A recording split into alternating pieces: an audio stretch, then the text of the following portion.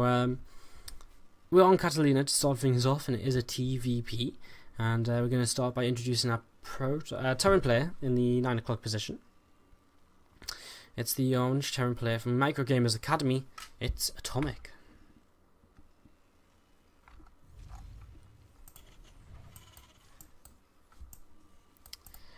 So Atomic here in the 9 o'clock position, going up against his opponent from IvD Gaming. It's MMI. You guys in the chat, Bazooka, my passion is running dry at 1:14 AM. It's okay, that's acceptable. You know, you can get away with that. 1:14 is quite, you know, it's getting on a bit.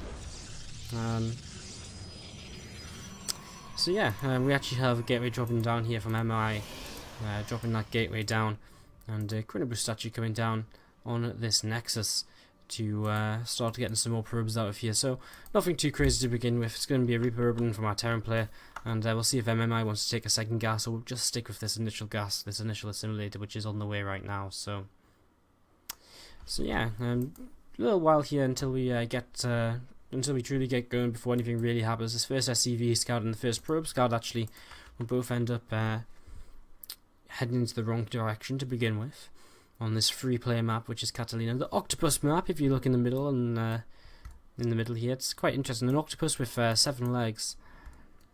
It's I can't remember who actually said that the first time when I first heard someone call it that. I never really thought about it until then.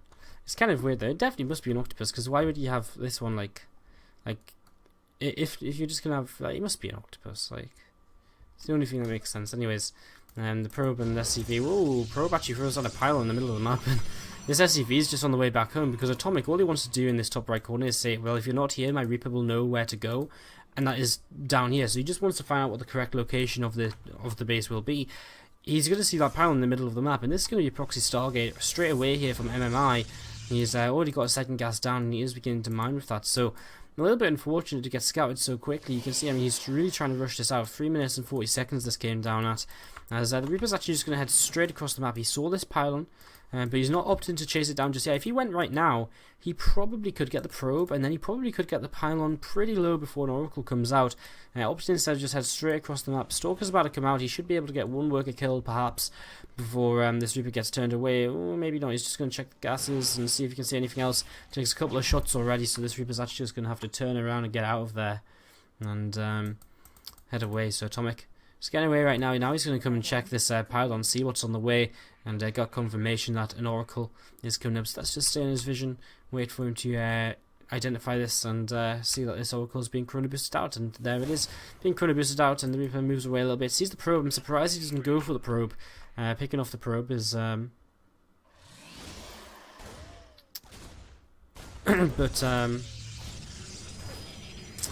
yeah, I mean, he's it's kind of nice to pick off the probe faster because it stops another pylon coming down.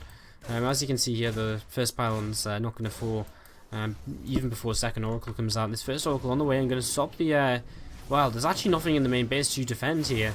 This engineering base a little bit late and a little bit surprising really, as MMI, he's in a little bit of a weird position. I haven't actually been looking at what the Terran player's doing. He's got a second barracks coming up, no command center just yet. This Oracle's going to get away. 5 kills in total. A turret now does begin. What are we seeing out of Atomic? Is this kind of just like a 2-vax opening, I suppose, as 2 extra gateways come down for Atomic, for MMI. Is that real? I think that's the Reaper that just went down there. Second Oracle out. Third Oracle, sorry, now a Void Ray on the way. So the aggression will continue from our Protoss players. A factory is on the way up from Atomic. So Atomic just trying to maybe end this on one base himself. As this Oracle comes in, and another Oracle needs to be very careful here as it takes a lot of damage, loses its shields. Will survive for now though, and of course that is the most important part. So so yeah, Atomic going for a bit of a weird build here. This Void is going to finish up very soon as well. MMI with them extra gateways can put on a lot of aggression. Warp Gate has finished up, so Warp Gates can finish. I mean, units are going to start coming forward here very soon.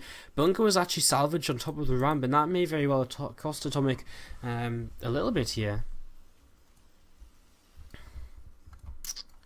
And factory going to be finishing. Are we going to see a starport? No, we're going to see a mine on the way out from Atomic. So Atomic still in his one base, which is really intriguing to me, as Void Ray and the first few Stalkers are beginning to come forward, and I mean, this army's starting to move down the ramp. Now he sees this units here. I still think this is a dead supply depot, probably a dead reactor too, as Oracles are still trying to fly around, try and find a way to do any damage or anything like that. And Mine on the way, Mine can make a big difference, although the Oracles can, of course, just cast Revelation to, you know, give some detection and to clean that up. So let's see what happens here. As we're going to see the second Void Ray come in again. This is going to be two very quick dead supply depots. Atomic already supply box, so this really isn't going to help him out losing this supply depot here initially. MMI not taking it down just yet, moves a little bit further forward. Marauder left to go forward here, and I mean, Void Ray has to be very careful about not walking into that mine. As the second supply depot going to go down as well here. The Zelt's running up the ramp and taking a bit of damage there. Atomic now 50 over 43, very supply blocked, and that will hurt him as he has 3 supply depots building at the same time. MMI looking as though he's going to try and push up this ramp once again in a couple of moments. Twilight Council on the way behind us, whether it be for DTs or, you know, 2 possibilities DTs, or maybe just going to blink, because he is making a fair few Stalkers already. Both a possibility here. Surprised this Oracle hasn't gone for Revelation yet to kind of clean up these mines at the front. Surely he must have seen them as a sentry comes in as well, so it looks a Protoss player. He's going to throw down a Templar Archives.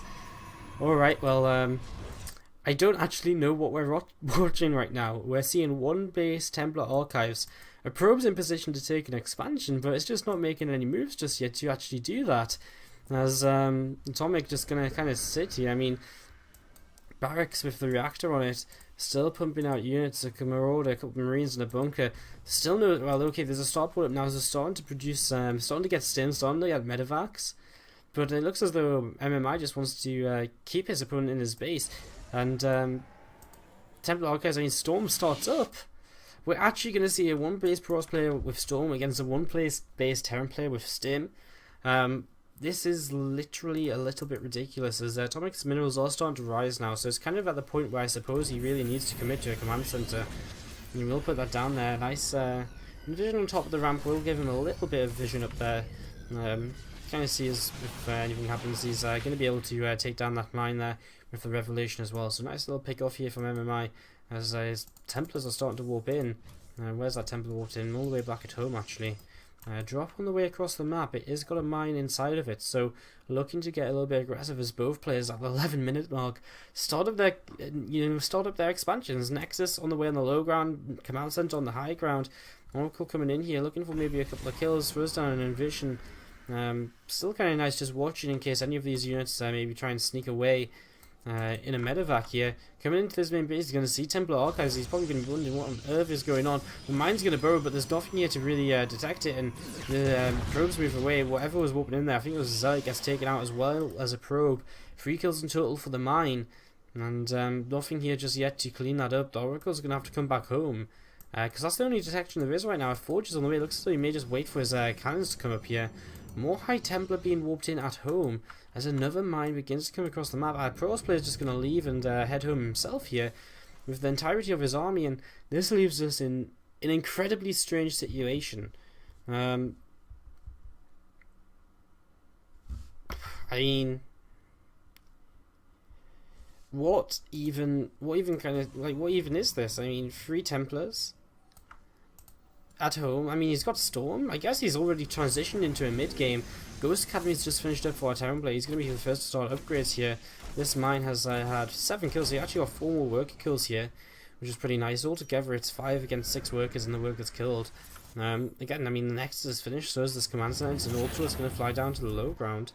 Kind of weird. I get the feeling that as long as he doesn't walk into some horrible storms, Atomic can probably move across the map and just kind of look to end the game. As I mean, just look at it. This is a pretty huge army. I mean, again, there's a fair few storms in this as well, and his ghost, of course, will help out against that. He's still only on, okay, he's on 3 barracks. No combat shields just yet, and this is an incredibly strange opening. I mean, this pylon's going to get taken out the probe as well. So pylon goes down. He's going to maybe perhaps move over here to clean out this Stargate and a couple of pylons that are here. And Oracle on the way back in, going to look to do a little bit more damage, and could maybe pick off a Ghost. Who wins it, a Ghost versus an Oracle? Sure, it's the Oracle. Oracle coming in here, and I mean, it will find a way to do a little bit of damage, but not if it flies over the mine. Goodbye. And Oracle goes down there, so Oracle down. Terran Army still out and about on the map. Our Protoss player very supply blocked right here. 84 out of 84 capped after losing all of the pylons which are out and about on the map. And that's a little bit it's a little bit troublesome as MMI, a big group of units back at home, but will it be enough? I mean, I guess he should be able to defend up a ramp with the storms, but he has to land the storms perfectly. He has to land them on top of the army. Oh my god, this is going to be absolutely, perhaps disgusting. A single ghost is going to lead the way. There's a single ghost with a single EMP. Can it do it? It leads the way. He's going to get the EMP down. There's still storms available though. He's going to start stimming up here, but the storm is going to be huge. Okay, splits. The storm's still pretty huge. It does a lot of damage. Mine doing a fair amount at the front as well. The next storm isn't so great. And there's still a storm available, if I'm not mistaken here. In fact, there's still a ton of storms available. There's so many Templar in here. I didn't even realise. He's got a lot of storms still available to him, so he should be able to still defend for a little while longer here. Maybe even make Wolfen in an Orc could be the correct decision. Feedback on the Ghost. Another storm comes down. Voivod's going to help in the sky. These Templar edging forwards, looking for an opportunity to do more damage, but the mine's about to come off cooldown. 3 Marines stim forward here to try and pick off this Templar, and he actually does get one of them. And Protoss player looking as though he's been choked out of this. Terran actually just going to unburrow his mine and start to head back though.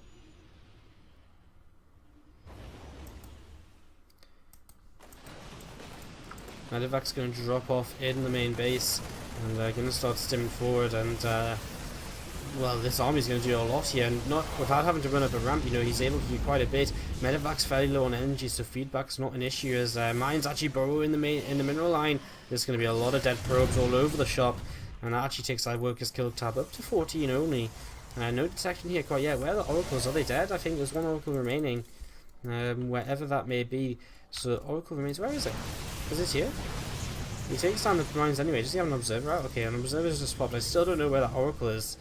As Terran players actually just going to head back home. The supplies after all of this are surprisingly even, as more Marine, Marauder and Ghost starts to come across the map for maybe round number 2 here. There's still a lot of Templar, but if they're stacked up like this and they do get EMP'd, then it will be game over very, very quickly.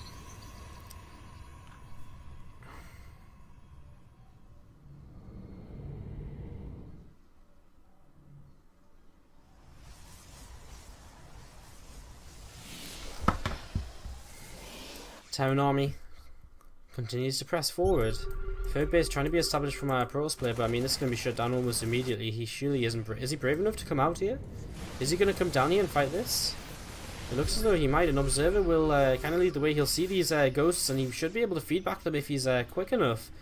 And it looks as though he's going to keep chasing this down. His third base has been lost here. Scans going to continue to come down, looking to try and pick off any observers which may be nearby. Medevac going to go in towards the natural, which will be quite effective because there's nothing here quite yet for our Terran player, and he actually has to start falling back here, sorry, for our Protoss player, so he has to fall back once again to come defend his natural. And, I mean, I can't believe this game has actually transitioned to this kind of stage. So this Medevac going to head over the seas of Catalina now and loop around and maybe heading towards, well, it is already heading in towards the main base as the main army out the front pressing forward once again. +2 armor on the way for our Protoss player charge as well, so as time goes by he gets into a better and better position with his upgrades.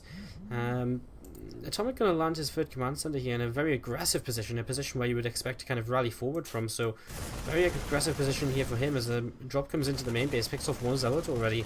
Not really doing all too much just yet though, as this army, in fact the majority of this army coming forward, it looks as though we had was that a storm that dropped on it? Whatever it was, it hurt a lot of stuff all at the same time. Coming out of this base, he's going to maybe try and go for this. The storms are going to have to be huge, but the EMPs are even huge, or even larger, going absolutely crazy on them Templar and leaving absolutely nothing to the imagination.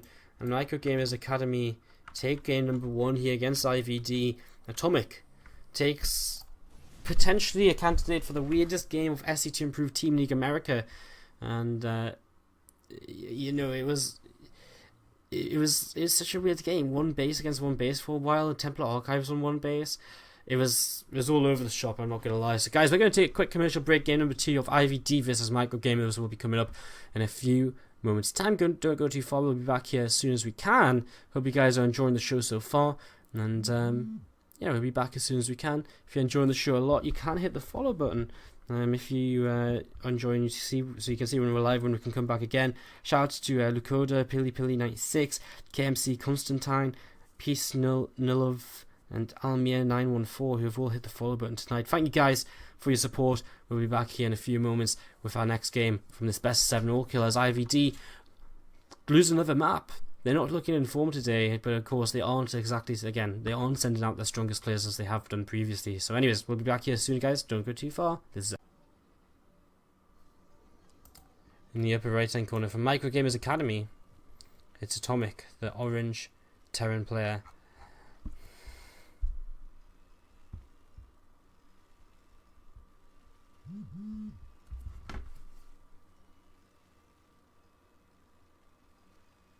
So, trying to find out how to start. My phone's decided to start sending me notifications for something, for like Facebook chat, like on my phone, and it's just like, stop it. It's just like, yeah, just stop it. So, there we go. It's on silent now, so it shouldn't buzz anymore. So sorry for that. As we get set up here, go from Stellar Mango in the chat. Who else is here? Culster's here, of course. It's been a long time since it's been a long time since Culster's casted for us, I guess, but it's not been. He's always in here supporting. So hello, Culst. How you doing? Yeah, just gonna be a Reaper opening. Not too much of an exciting start here. Here on Overgrowth, Bones hasn't really performed great for IvD since joining them. Well, okay, I guess that's not a fair thing to say. I mean, Bones has played in, I guess he played one match for IvD so far in the SC2ITL America, and that was against Seed before. I'm actually getting mixed up because there's been a bunch of team changes in America lately. I'm actually getting mixed up with another player who just joined a different team in the team league, so I was getting a little bit confused with myself. So I mean, Bones is done pretty well. Bones went to IEM Toronto, right? And he got knocked out. He got like, I think he lost to Leenock first, and then he went to the lower bracket and had to play Jaedong, or he had to play Jaedong then Leenock, or something like that. It was kind of like the mega brutal bracket for him, and he got knocked out quite quick. But he also went to Red Bull. Where did we just have Red Bull at? Was it Red Bull Detroit we just had a couple of weeks ago? God, I'm having memory issues here. Anyways, we're going to see him putting down his expansion nice and quickly here, before even starting anything from his gateway, before even starting Wolfgate or his mothership course. So very quick to head into this expansion. Going to get his economy rolling nice and early, as we do have a Reaper coming across the map and looking to do some early damage in the game. Bones is indeed the former Seed captain, Crowtail. And hello, CryEngMoji. Enter the Bone Zone. There's this Reaper coming around to check what's up.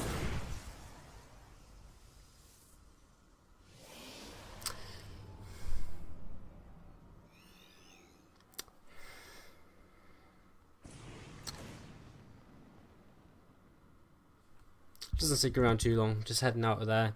Not really too much to say or to see. I guess he got the information that a second gas was just starting. It was just a single gas expand, which means he can already start kind of counting out that he needs, it means he doesn't have to add on an engineering base quickly, because he doesn't need to kind of get a turret up, because there's not going to be an oracle super fast. There's just a couple of things he can kind of count out of this opening from his opponent, and Bones is actually just going to go straight into a Robo Facility, a very standard opening here for the Protoss player. Just going to be able to get some observers out, get some nice map control, head into the Colossi for the mid game. It's just going to be Robo Facility is just a classic way to head straight into the mid game with map control. You'll be able to do well against drops, get a pretty solid mid game army up. You're going to get yourself in a good position. So the most standard of the tech routes here for Bones to start things off. Our Terran player just with 3 barracks on the way. He's going to start pushing across the map here.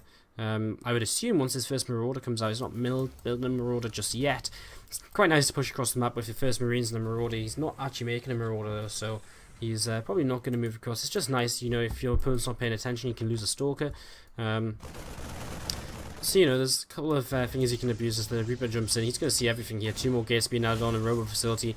He's going to be feeling pretty good about what he sees, though. Again, there's nothing really here which is kind of scary for him. He's not going to die in the next few seconds. You know, there's nothing he's not going to jump in here and see a DT shrine or anything. You know, nothing crazy at all. There's another observer just on the way out right now for Bones, or this first one already just coming into position to check for drops as the game goes on.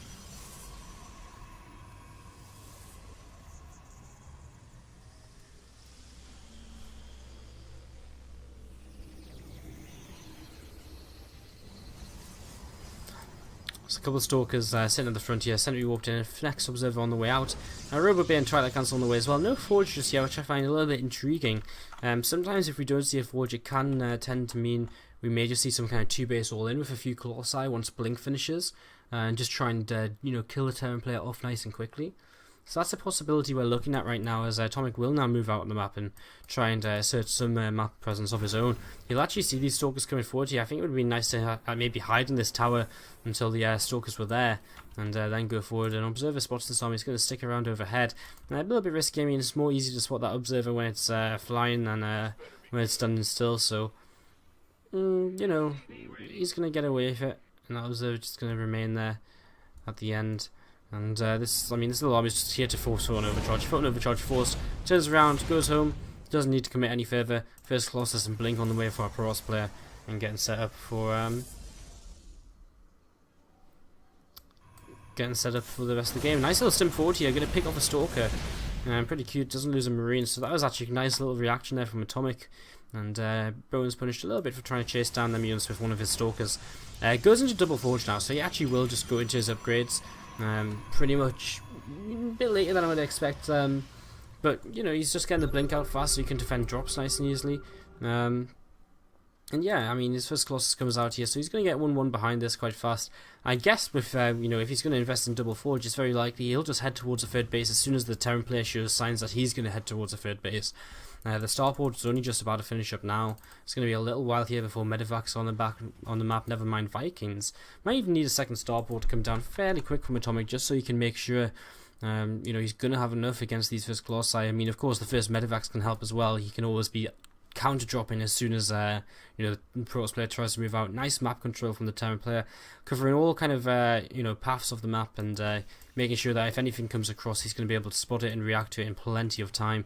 As this one probe is all that's actually been able to sneak out, and that's just patrolling here on the third base as extended thermal lance starts up. I mean, this could still be a timing from our Protoss player. There's still a possibility that he moves across the map with these Colossi, 3 Colossi, 1-1, and extended thermal lance all at the same time. So that's still a possibility here, and something we have to account for.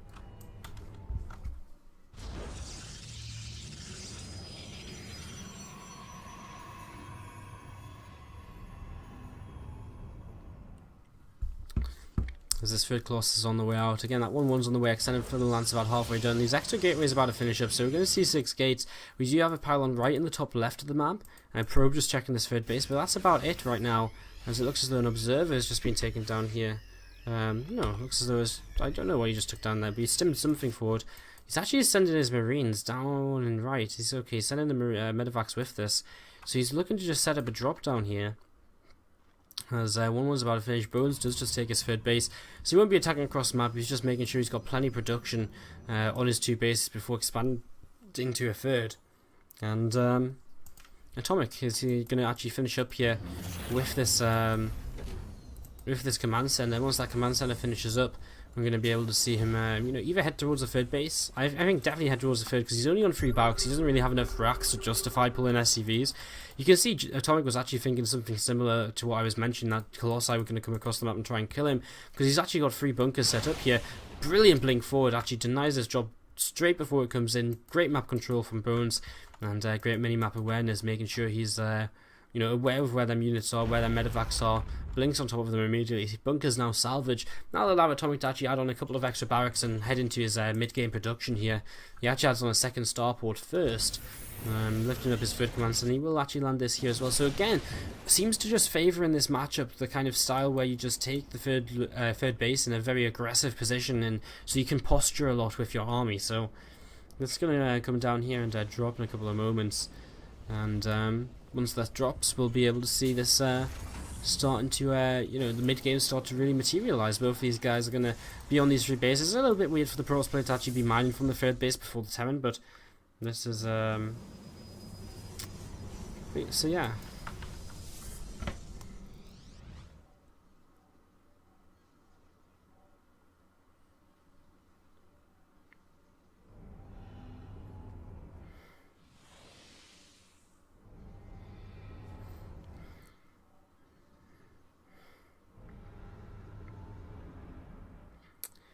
This army just kind of sitting around right now. Not too much actually happening out and about on the map here. Just a Zealot moving around. Bones continuing to set up pylons. He's already got a pylon set up at what is usually the normal 3rd base here on Overgrowth. Zealot's going to come around here. There's probe. There's a marine here.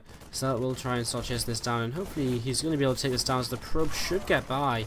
Not sure if Atomic was able to see that or not. An observer sees this army coming towards the 3rd base, so he will. I mean, he's pretty much already in position as an Archon does warp in. 2-2's about to finish. I mean, this is actually the perfect time for the Protoss player to fight. 2-2's just finished. He's got enough Colossus out. He's got his first Archon here. Nice little awareness by Atomic, though. He does take down that pylon without much of an issue. Doesn't even get to finish up, so that's quite nice. Bones just sitting back, being the passive Protoss player.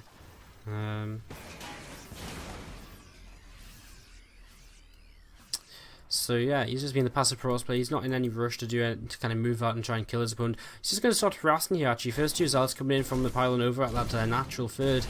It will Prism on the way as well, so he's looking to keep up this harassment throughout. And as some of the army actually peels back to begin to deal with this, Bones is going to move out into the middle of the map as well and try and take an engagement. And well, the Terran army is not in the best situation places right now. A lot of hallucinated Colossus coming in, and they're going to start coming forward. All the Vikings going to go after the real ones. Well, initially, yes, they are. As the Terran's actually in a pretty good spot here. Sorry about the zooming. Time Warp coming down on the army to the top, but Atomic just doesn't seem to have enough. Oh, his army a bit too clumped up. G is called, and the Protoss army just moving on through without much of an issue at all there. In the end, Bones making it look simple to bring IvD gaming back and level pegging in this best of 7. 1-1 our scoreline, and after 2 TVPs, we've seen a map go either way to each of these teams, and there you have it, guys. So 1-1 right now. Game 3 on the way. Bones will be that, of course, stay on for IvD gaming, as he is an all kill. It is an all kill format, and we'll see who MicroGamerZ Academy are going to send out next. So they've got a few players in here, a few players in Grandmaster, so it'll be interesting to see who they send out next. And we'll be getting into that game in a few moments' time after a quick commercial break, guys, once again. So we won't be too long, just 3 minutes while we get the next player set up and the next map picked and hosted. And yeah, if you're enjoying the show, as always, hit follow. But you can check us out in other places as well. If you've missed any games and you want to catch up, youtube.com/SC2Improve is your best friend. You can check us out on Twitter at SC2_improve, or you can check out our website as well at SC2Improve.net. Guys, we'll be right back in 3 minutes' time. Game number 3 between IvD Gaming and MicroGamerZ is on the way. Have I taken the overlay off? No, I haven't. Let's take that off first. I didn't have my expert screen up, so let's go into the game and start off with my darling, the female Terran player in the lower left-hand corner of Foxtrot Labs in the blue. My darling, playing for MicroGamerZ Academy. Opening with a gas first against our Protoss opponent. This was popular for a little while, and then it kind of fell out of popularity quite quickly, I would say. It's one of these builds which is kind of unique, and it's kind of cool, and it can do some damage and catch the Protoss off guard. And for a little while it was like definitely viable, but then the Protoss players kind of learned, right, if you're going gas first, just gotta be careful of this and this, and then I'll then I'm going to be okay. So it kind of fell out of popularity quite quickly. Bones, our green Protoss player in the upper right hand corner, we'll see how comfortable he is against this build as he plays for IvD Gaming here in the 3rd game. He took game number 2 against Atomic.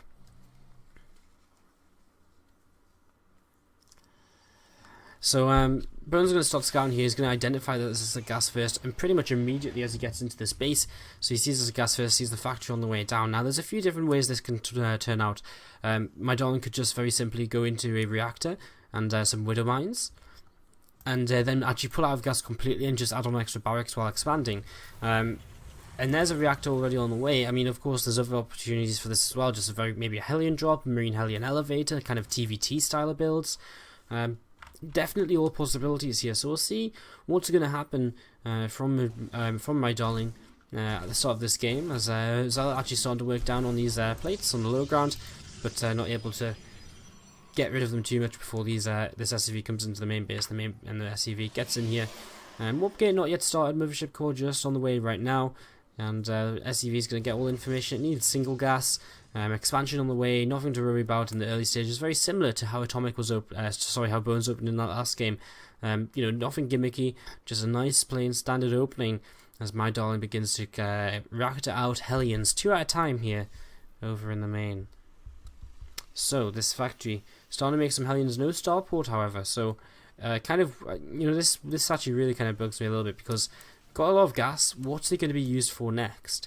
Because we don't see steam. It is going to be a starport, so I can't help but feel that this is very late actually, because I mean that could actually be over halfway done right now. It could be over halfway done, and we could see a we could see the a medevac coming out maybe for some drops. However, it could just be part of the build as well. Possible that it's just going to be a Banshee play and you don't need the starport that early, because you're not going to have the gas that early. So you know, possibilities as these first two Hellions come across here. There's not really too much for them to see or do, and they're just going to back out of there. So let's see what happens with these add-ons. What's going to switch on to what? Is the barracks going to go on the reactor? What's going to happen here? Is a Marine going to chase down this probe? The probe, what does it see? Oh, I actually just missed the vision there. Why can't I get vision? Because I've got a cleaning bot selected. So didn't actually get any more information there. So starport just comes straight down onto this tech lab. First, still going to be a medevac though. What?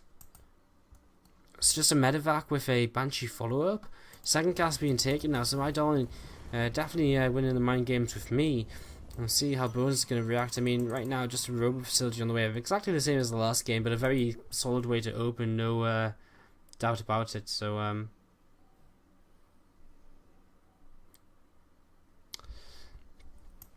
you know, it's just going to give him the observers. It's going to give him the observers for detection, and that's generally all you need here, alongside some gateway units to be able to defend. Hellions left at home is just going to be the mines in this medevac, which is heading out on the map.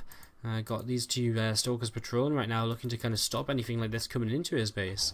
So this medevac, we'll see how successful it will be very soon, as we actually have 3 command centers very quickly from my Dolan. So this is the follow-up of choice. Very quick 3 command centers will get a very good economy for it at the start of this game. As these mines do come forward here now, there is a pretty nice, pretty decent hit, and considering he picks up and gets out, that's a really nice little play from my Dolan here at the start of this. A few workers killed, picks up, gets out, and goes into a Raven. More Hellions at home, more gas being taken. This looks as though it's going to be mech from our time players. As time goes on, it looks more and more as though it's just going to be a complete commitment to mech play here on Foxtrot Labs. Fast face the command center. I mean, more extra gases before barracks. Armory now on the way down, as well as an engineering bay, most likely for turrets. A Raven on the way out. I mean, just things you don't really need if you're going to be playing Bio. And there's the extra factory being added on. There's the real confirmation that we need.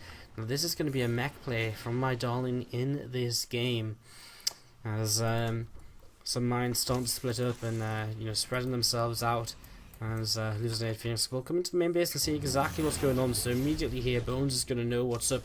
Going to see that this is going to be some mech, and we'll be able to start reacting as he sees fit to do so. Starts with Immortal immediately, actually. Now, what's the best composition against mech? I personally feel a mix of Immortal Archon, but you know, also having some Colossus there is quite nice, because the real issue is if you only have Immortal Archon, you need some way of getting through the Hellbats quickly to get through to the tanks. So if you have Colossus out, then you're able to actually just you know, get your splash damage onto them, onto the Hellbats, clean them nice and fast, and break through, so your Immortals, Archons, Zealots can all get through to the kind of real firepower in the back of the Terran Mech army. As the third base can start up here for Bones pretty quickly, and I kind of like this because, you know, there's no real reason for him not to start a third base as soon as possible, because the meching player isn't going to be very aggressive, not with kind of a straight up big push at least. So, you know, as long as he defends from harassment, you know, there's no reason this third base can't come down as quickly as it's coming down right now. Temple Archives on the way, +1 on charge on the way as well. So continue to tech here. I'm interested, is just going to be Archons here? Is he actually going to invest in Storm? what is his overall choice? Just starts to open one Templar, and he will actually start up Storm as well, so it's going to be Storm, the tech of choice from Bones, as well as some Immortals, as a scan comes down and reveals absolutely nothing for my darling, who has now landed her third command center at her third base. So we're going to start mining here, and I mean, looking great in terms of economy. Triple mule, only 2 workers behind. You know, it's a great position to be in as the Terran player. You know, you've got the economy you need, you've got your third base up and running, you've not died while being fairly greedy early on. You know, you're in a really great position, and Hellbat's going to start morphing in now. You've got your upgrades on the way, Infernal Pre-Igniters on the way as well. You know, it's a good position for my darling, definitely. So, intrigued to see how it will continue on as the game goes. I mean, again, this Storm choice is intriguing. Again, we'll be able to get the Archons from that Temple Archives as well, which are going to be pretty important here. A lot of gateways being added on. We're on a total of only 3 gateways right now, so I guess just now starting, you know, skip some gateways to go into the third base a bit faster, and now we'll just power up on as many gateways as possible. Bones actually beginning to move across the map here, and looking as though he may try and get a little bit aggressive. And honestly, there's not too much here to defend. I mean, only 3 tanks. The mines could be very effective. Now, the Hellbats actually, or the Hellions, sorry, picked up in medevac right now and heading along the top side of the map. And there is an observer in place. Don't know if Bones will spot that. Let's go into his first-person view right now. This medevac does zoom past. He is watching, so he sees the medevac, and that means he will be able to start reacting to this as soon as possible, which is nice for him. As he is still sitting here with this army just on the edge of the sensor tower. These Hellions starting to drop here, and a few probes turning around to try and negate the damage. Oh, getting a couple of them trapped against the cannon, but in the end it doesn't actually matter anyway. They're all going to go down, and Bones taking a ton of damage here against my darlings. A little bit of a drop, and I mean, that's the whole mineral line just gone. 28 workers killed already in the game. Bones looking as though he really wants to push forward here, but this army is a lot stronger than it was a few minutes ago. And, I mean, 6 tanks, can he really walk into 6 tanks? I mean, again, the Immortals will get rid of them very, very quickly. The Hallucinate Archon's coming in, but this is spotted already, and of course there's a Raven here as well to help out. And, well, trying to take down the mothership core, these Vikings will be successful in doing that, as these first Immortals come forward, and they're going to try and take down as many tanks as possible. A nice storm to get through these Hellbats a little bit faster. Only 2 Immortals, okay, 1 Immortal, okay, now 2 Immortals remaining. Bones is turned away completely here, just a little bit too much firepower from the Terran army. He has to turn around and just go back home. He's been probing up back at home, trying to recover from his losses, from that third base, from the natural base when it got dropped. So trying to recover right now. Very well SimCity'd over here, as it looks as though he's going to head out to make a 4th base as well. So we're going to continuously expand. I mean, the rules kind of swap in TVP when the Terran player decides to play mech instead of bio. In bio TVP, generally the Terran player is expanding faster. He's more active on the map. He's trying to harass. In mech TVP, it's the pros player who's more active on the map, who's expanding faster, who's trying to, you know, exploit the opponent's immobility and kind of death ball status. War Prism was thinking about coming back here, but it will actually just commit forward. Vikings on the way to help it out. 4 Zealots already loaded up in here, but a couple of Vikings are here to greet us along with some Hellbats, and well, I mean, War Prism should be able to just get away. It's going to be very close. It's actually going to go down, so Bones' harassment here is completely shut down, and I mean, he sits in a bit of trouble because a couple of more command centers started up from my darling. Holds a huge supply lead, 98 supply against 51 in terms of army, 1-1 against +2. With +2 about to finish, that actually means the upgrades are more or less even here, just a single armor upgrade behind for the Terran player, as drops come into this natural expansion again, and feedback comes down, but the medevac escapes on 1 hit point. 1 second later, and that would have been a dead medevac here, as these Hellions are starting to do a lot of damage. The mech army's moving through the middle of the map at the same time. And honestly, Bones is completely out of position. He's going to get sieged up. The natural's going to get, the ramp down from the natural to the third is going to be sieged here. And Bones is going to take some serious damage. Trying to Seeking Missile coming down won't actually go off. The army retreated in plenty of time, but this is going to be a dead third base, and Bones is in a lot of trouble here. He's going to lose absolutely everything at this third. Archon gets obliterated. Third base is, slowly falling, and he's going to come down the ramp. He's going to try and take this in flight. Coming in from the other side with some Zealots to help against these tanks. Probes being pulled as well right now. and he tries to make his last stand, but there's just absolutely nothing here. My Dawn with a beautiful piece of mech play, and Bones will fall, and again, it's going to be MicroGamerZ Academy who take the lead in this series. Bones not quite ready to tap out just yet. The third base now falling though, making another immortal, trying to Corona boost that out, holding the main base, but no, GG called. And just like that, MicroGamerZ once again with a lead in this best of 7 all kill. What do they do? What do IvD do now? I mean, for the second time today, they find themselves struggling a little bit in this clan war. Did they just bring out the Koreans to win? I guess they don't have much to lose. I'm pretty sure they're 100% guaranteed first place in the group anyway. Even if they lose, kind of, whatever the score they lose with today, I'm still pretty sure they're kind of first place no matter what. So I guess they don't have anything to lose if they lose today. It's always nice to. I guess they're doing a good job. They're letting the less experienced players, I guess, get some experience.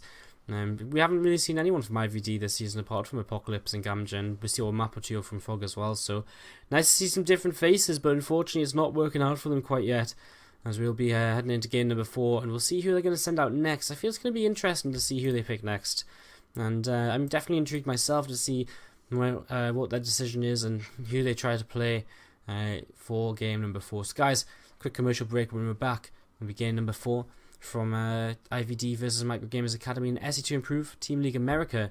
In the meantime, you can check out our sponsors. You can check the Zowie Gear out at zowiegear.com, and you can check out Let's Kung Fu at youtube.com/filthyrake. We'll be back here in 3 minutes time, guys. Corner, ladies and gentlemen, from IvD Gaming. Let us hear it in the chat if you're cheering for IvD.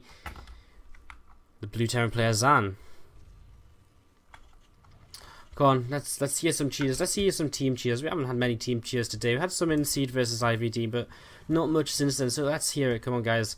Let's hear if you're cheering for IvD, or if you're cheering for the player in the upper left-hand corner, my darling, the red Terran player from MicroGamerZ Academy. Then cheer for her now.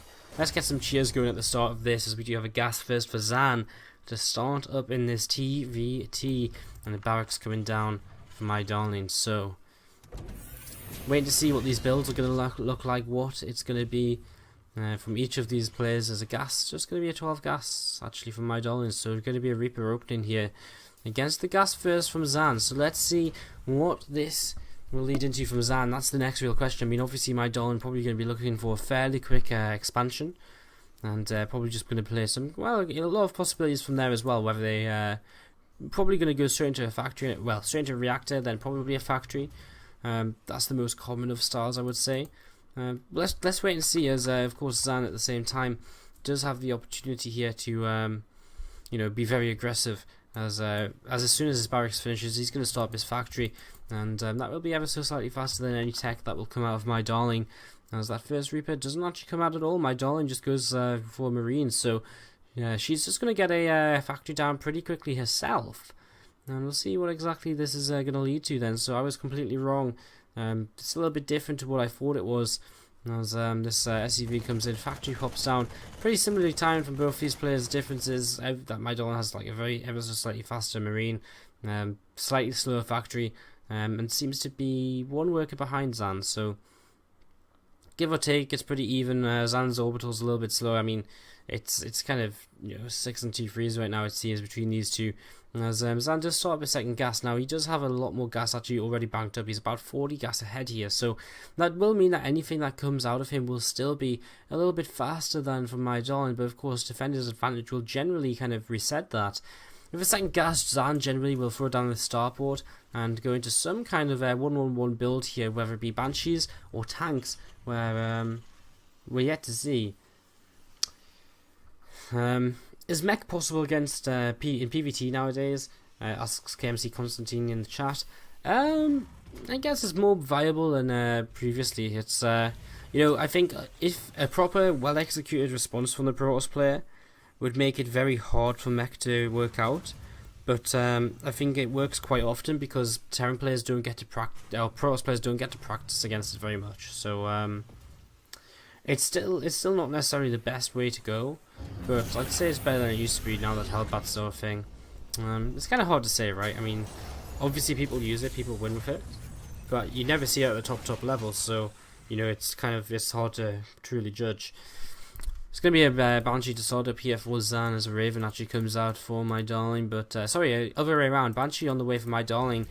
She's starting up that cloaking field as well.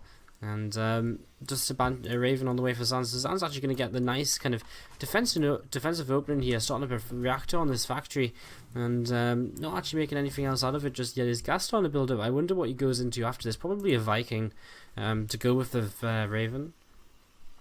Then he's going to be completely safe against this initial Banshee, as Barracks and Factory are going to swap over.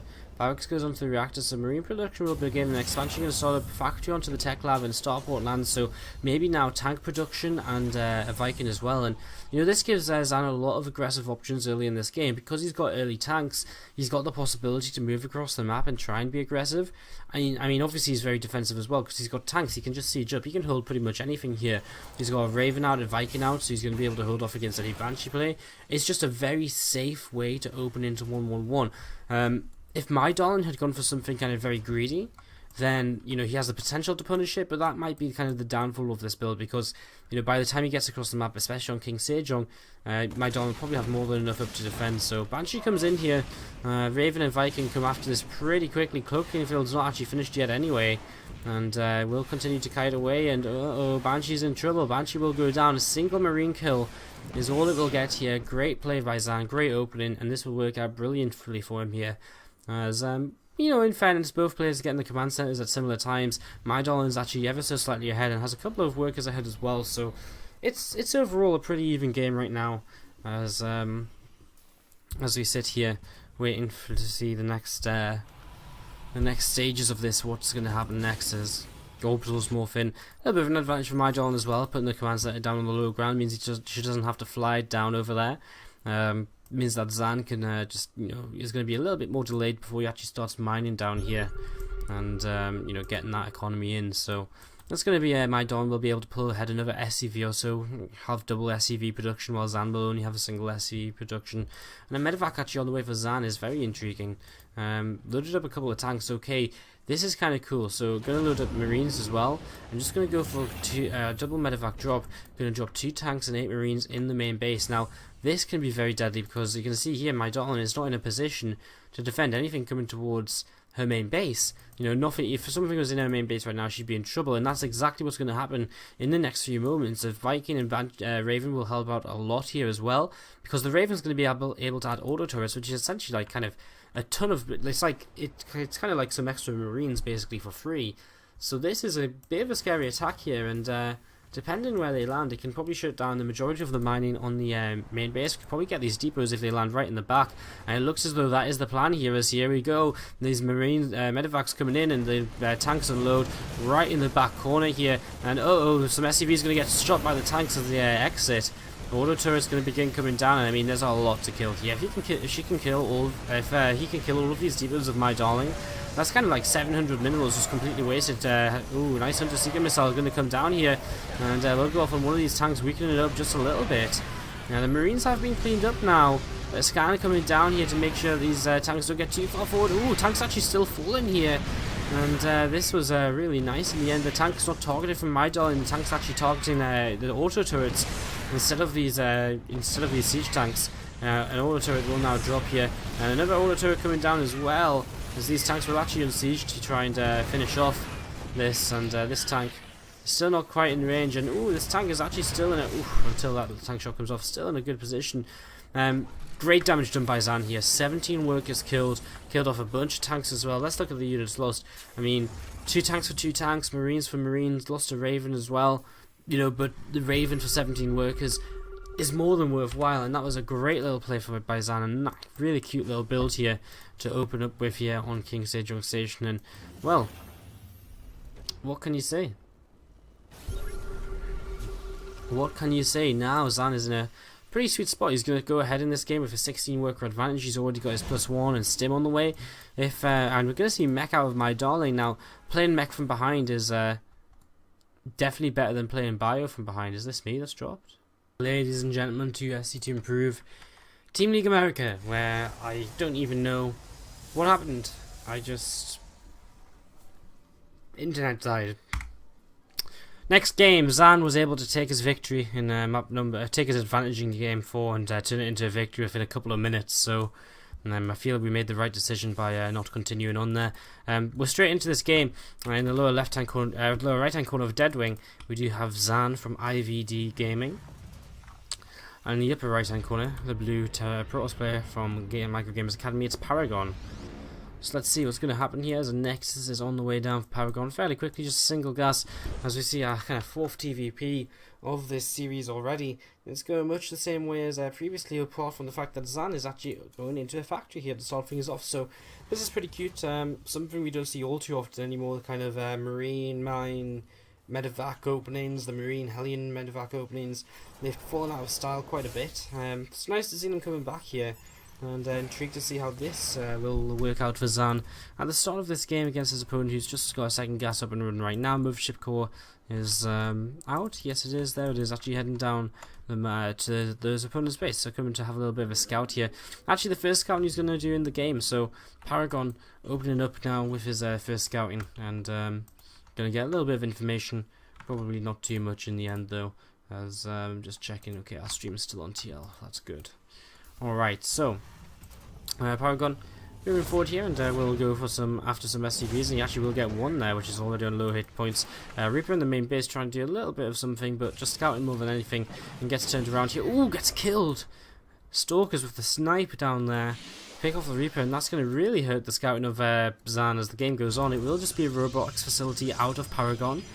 So he will just go into a very standard style, as we've seen the majority of our Protoss players do so. Well, I say that the first TVP was absolutely ridiculous, but as we saw Bones doing beforehand, just a very standard opening with the robotics facility, and playing it out from there. We actually have a factory on the reactor right now, medevac on the way out, and Hellions being made out of that reacted factory. So we're going to see a push out across the map here very soon from the Terran player, try and do a little bit of damage, and honestly it could do a fair amount because Paragon is starting a third Nexus already here. I don't know how well prepared he is to really deal with any kind of aggression.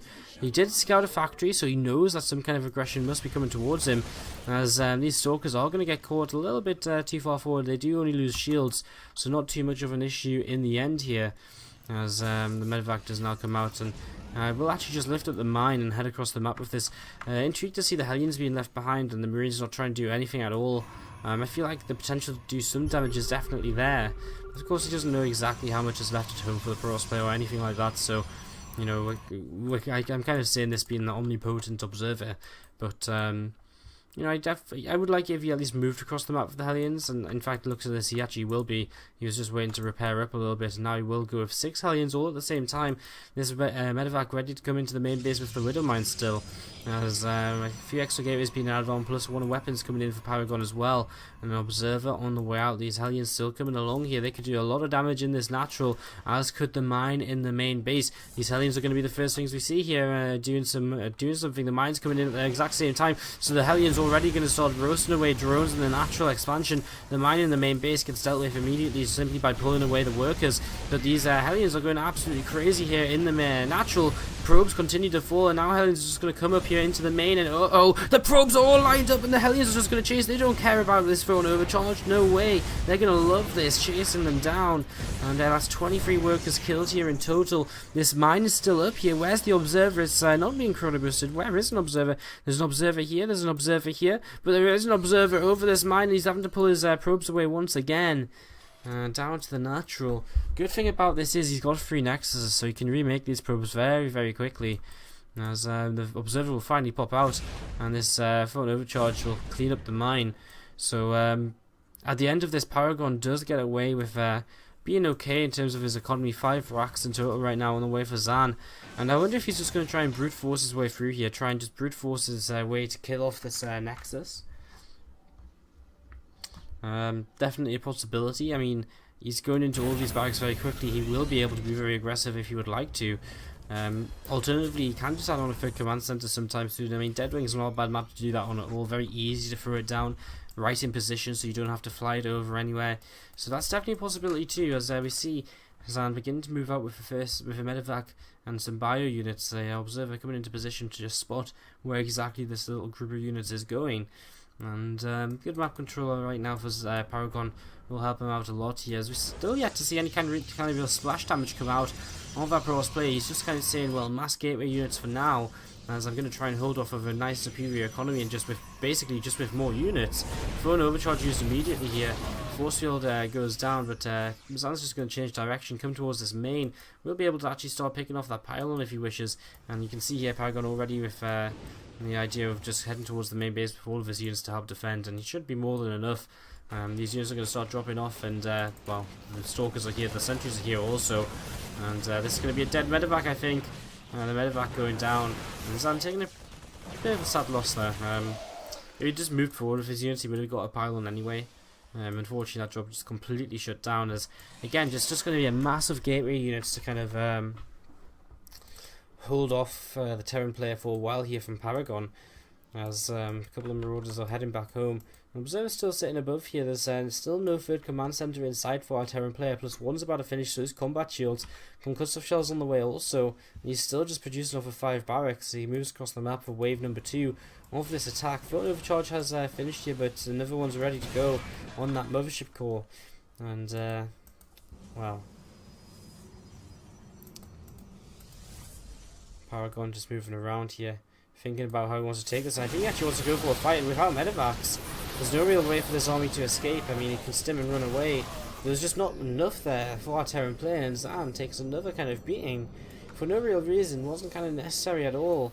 Yeah, groups up in the middle. Now he has his medevacs, and he just keeps getting punished for being a little bit too aggressive every single time here, it seems. He's added on a couple of depots. I mean, he's going to go into... He's got his +1 armor on the way. I'm pretty sure once +1 armor finishes, he's just going to SCV pull, but I get the feeling it's going to be way too late, because now would be a great time to SCV pull, just before Colossus come up. The first Colossus is just on the way. But can you really SCV pull, I guess, against this many SCVs? Maybe he won't. He is starting a third command center now in location, so he's just going to try and be as aggressive as possible while now starting his third command center. He will be behind a bit in that economy, but that's just something he's going to try and deal with here. Picks off an observer pretty quickly there, and immediately actually loads up the Doom drop in towards the main base. And well, a few stalkers start to warp in. The rest of the stalkers are already here though, and this is of course one great way to bypass the sentries and the force fields. And now we're actually going to see the Protoss player fighting into a kind of choke point here. Force fields used to try and help out the fight. Some units just blasted up on the low ground. If they ran into the third on natural right now, that could be great, as another pylon will go down here. And Zan doing some pretty good damage compared to what he's been able to do previously. Some nice force fields again, splitting up this army.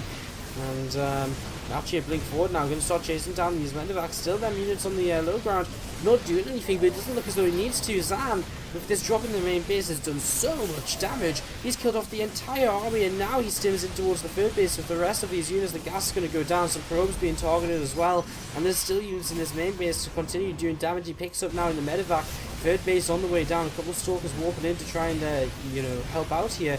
But an overcharge is not going to be enough. He sims forward. He's going to take down the last couple of stalkers and force the GG out, and IvD Gaming take the lead for the first time in this series, if I'm not mistaken. Actually, no, that's a lie. Is it? I don't think. Player for MicroGamerZ Academy. It's Baby Sky. And in the low left, in the 6 o'clock position, from IvD Gaming, the teal Terran player, it's Zan. 2 kills in a row, doing a pretty good job to keep his team alive here.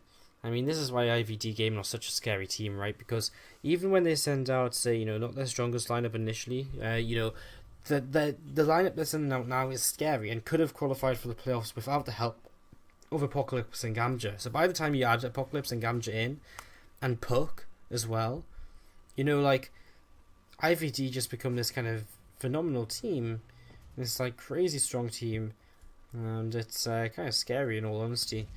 Really scary in all honesty, that to have such a strong roster, such a deep roster, really controlling the NA scene alongside Root Gaming basically.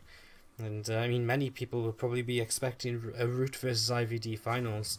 They were seeded into separate groups so that they could meet in the finals, and it's definitely a possibility. Right now, both of them are going to finish first in their groups, so they're both going to be on opposite sides of the brackets. So yeah, barracks on the way for both players. to start things off here after a gas. So gas first into the barracks from both of these guys to begin with. As man, it's actually 3 AM. This series actually only on 2 hours. Like, I get carried away. Like, I just kind of get lost in time sometimes when we cast these games. Like, one minute I look at it's like, oh wow, it's like coming up to 2 AM, and then the next I look, it's like, what? It's 3 AM? How? Like, it doesn't even make sense for it to be 3 AM. Like it's crazy. Like, I've been sat here for like 4 hours talking about StarCraft. Like, when did that even happen? Absolutely crazy as a factory comes down on both sides of the map again right now. Here on Merry-Go-Round, one of the free-player maps, I mean, pretty much anything goes in TVT, really. This is the map where we saw the kind of crazy TVT between Tasia and Flash.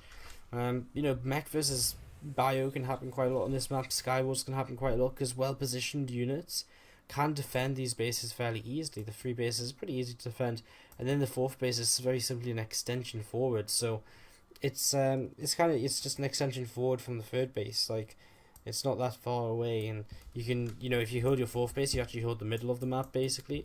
And if you hold the middle of the map, it's actually very hard for your opponent to do anything at all. So it's kind of interesting as we see a second gas on the way for Zan, but not for Baby Sky here. And this is our first real diversion of paths in this TVT. As a starport comes up for both players, and again, I mean, that second gas is going to allow Zan to do a few different things. He might try and do what he did before. It's a possibility. We actually have reacted Hellions coming out here from Baby Sky, so he's just going to get the Hellions out nice and quickly. The power of Baby Sky, says Zerg Jr. in the chat. So a little bit of Baby Sky support coming in here as these Hellions do come out of this factory, and we'll be able to start coming across the map here very, very shortly. And an SCV getting killed off as he tries to go up the ramp there. So Sand 9, the scout, and starts up a Raven. It looks as though he's going to go for the exact same build as he went for in game number 4 against my darling, the game we kind of crashed out of. So going to be the same build, it would seem, at least up until this point. 4 Hellions here right now for Baby Sky. Where is he actually rallying them? Is he trying to rally? No, he is just rallying them into his base. And he's making a medevac right now as well, so he's just getting ready to lift these up and to transport these over towards the main of his opponent to do some damage. And I actually feel this is maybe a bit of a weakness of Zan's build at the start here. He kind of doesn't have that many Marines. I guess 6 Marines. I guess with an auto turret as well, he's probably just about going to be okay against 4 Hellions. As long as the Marines don't get completely toasted in 2 shots. Yeah, they should be okay. Tanks on the way out as well, so there's only going to be a few moments of kind of scariness here as his medevac boosts across, and these Hellions come initially into the main base. Zan won't spot this for a little while, not until the Hellions are unloaded, because of this slight dark spot in his base. So he has no idea that this is coming in just yet. And these 4 Hellions, he sees them right now, and immediately he's going to have to put his SCVs, and these Hellions go to work as they start roasting these SCVs. And well, Zan taking a little bit of damage here, and he can't really come forward and attack this just yet. With this number of Marines, he's going to chase this down with the Raven. The Viking now chasing this away as well, and in fact this may go down. He does get it, so I think a little bit of hesitation there from Baby Sky altered the path of that a little bit, and that maybe did cost him his medevac there as the barracks floats across the map. So we're going to see full on mech play out of Baby Sky here. Viking's already out for him. He's going into Raven as well. Not so important to have lost them Hellions if he's going into mech, because he's going to be making more of them all the time. Zan though, just setting up, getting his own command center ready to go again on the high ground instead of the low ground. And again, he's setting up into this build where he's going to be able to pick up with a bunch of stuff and head across the map if he really wants to, and to try and be very aggressive with that. He's only going to have 1 medevac though, so I guess he can't unless he kind of walks across the map. And that's definitely a possibility on Merry-Go-Round, because he could siege the low ground here. It's not that far walk distance, so you could just siege the low ground here and elevate her up quite quickly. But you're not going to be near kind of all the kind of juicy SCVs and supply depots and reactors and tech labs, which Baby Sky has here. Raven and Viking going to start leading the way, going to check which kind of way is clear. Tank's already picked up here for Zan, going to pick up his Marines in a few moments time and head on over to drop these over here. There's a turret actually on the way as well, so Baby Sky already trying to prevent medevacs just coming in. But of course, I mean, if this army just kind of even sieges up here, still has access to this mineral line. Viking and Raven have stopped now, as these medevacs are coming across. So let's see how this goes here for Zan as he groups up everything together. And he is actually initially flying towards these turrets. 3 Vikings, the Raven. He's going to have to be really careful here. If he goes just a step too far, of course this is why this Viking is leading, so that's, he doesn't go too far. Scan comes down, he sees everything. He might still try and drop in the main base. I still think this is a possibility because there isn't that many units for his opponent. Auto turrets come down. Tank siege, Hunter Seeker missile on the way up though. And Tank can try and get away. Ooh, he lifts up. Did he save it from getting any damage done on it? Yes, he did. So that's pretty cute. Vikings land though. Auto turrets trying to do their best to help out. Tank's definitely shelling away and doing a fair amount of damage to this army. Isn't going to be enough though. So auto turrets still remaining, still standing here. Even a marine still standing. And in the end, it's actually going to be a complete cleanup here. And Zan lifts up. He's just actually going to drop on top of this tank, really? He's going for it right now. He's just going to drop on top here. And he's going to take down a tank. And a couple of auto turret comes down from either side. Vikings are going to help clean up. And Zan's going to try and kite away. He's going to get one more Viking kill, maybe? No, not quite. And his tank gets cleaned up. Back at home, he's landed his command center on the low ground. He's actually down in workers. He hasn't killed off any workers here. So he's actually down by about 10 workers right now. Baby Sky in a pretty nice position at the at this current point in time. As this medevac flies all the way back home very, very quickly here for Zan. Comes back home very quickly. And I mean, he's just going to transition in a fairly standard game, but 10 workers behind isn't so great. Third command center immediately on the way up for Baby Sky. So he's feeling quite confident as he adds on his extra factories. I guess he's got nothing else to really spend his minerals on just yet. And his barracks is turned away in the natural. And medevac coming out. So I mean, it's going to be bio against mech, the classic kind of TVT composition war here. And again, I mean, generally to be ahead in economy as a mech player is absolutely amazing. You know, it's generally going to mean really good things for you in the long run. And Baby Sky, with this command center on the way, definitely looks as though he's going to be in a good position. Again, still 10 workers ahead. He's got a much faster third command center as well.